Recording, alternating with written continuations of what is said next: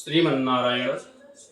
लक्ष्मी जी किस प्रकार से आती हैं और किस प्रकार से चली जाती हैं, तो शास्त्र दिशा निर्देश करते हैं कि लक्ष्मी जी दो प्रकार से आती हैं। उनका वाहन क्या है?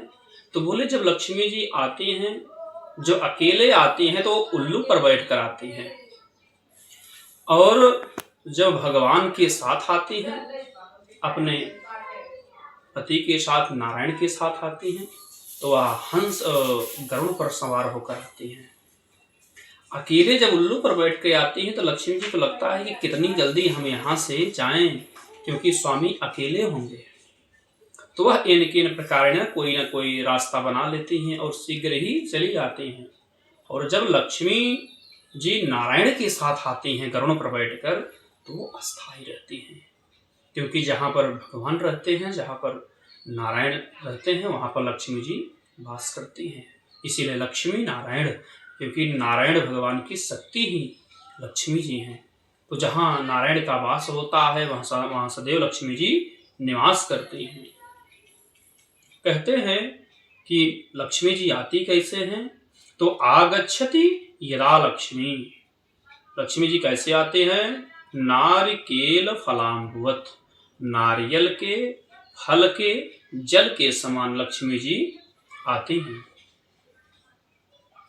जैसे पेड़ पर नारियल उगता है, बढ़िया उसका आकार होता है, सब कुछ फल बढ़िया होता है, उस फल के अंदर जल कहाँ से आ गया, यह आज तक मालूम नहीं हुआ। तो पूरा फल भी रहता है और फल के अंदर जल रहता है। उसी प्रकार से लक्ष्मी जी कब किस प्रकार से कौन सा बहाना बनाकर आ जाती हैं, कोई जान नहीं सकता। और जाती कैसे हैं? कहते हैं निर्गच्छति। लक्ष्मी जी चली जाती कैसे?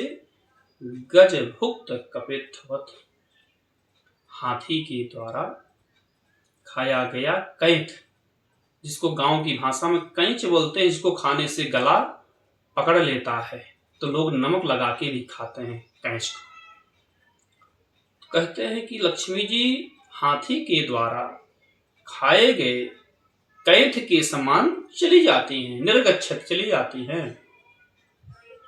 हाथी ने खाया, भक्षण किया, उसका गूदा गायब, और वह खोखला जो है वह बाहर हो जाता है, समूला ही। तो इस प्रकार से लक्ष्मी जी आती हैं और चली भी जाती है, मालूम नहीं चलता। तो भगवान की कृपा जिसके ऊपर होगी, हम कितना भी परिश्रम कर लेते हैं।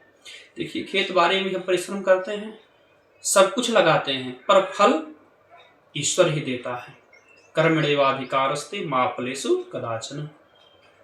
हमारा कर्म करने में अधिकार है, फल की इच्छा नहीं करनी चाहिए। तो लक्ष्मी जी जब आना होगा तब भी वो लाख उपाय करके आ जाएंगी, और जब जाना होगा तो लाख उपाय करके चली जाती। इसलिए चिंता कभी भी करनी नहीं चाहिए। तो न आते वक्त उनको मालूम चलता है और न जाते वक्त ही नहीं मालूम चलता, इसलिए चिंता नहीं करनी चाहिए। भगवान की कृपा होगी तो माँ लक्ष्मी की कृपा हो जाएगी। इसलिए हमेशा यही प्रयास करना चाहिए कि भगवान के चरणों में भक्ति बनी रहेगी तो लक्ष्मी नारायण की कृपा होती रहेगी। श्रीमन्नारायण।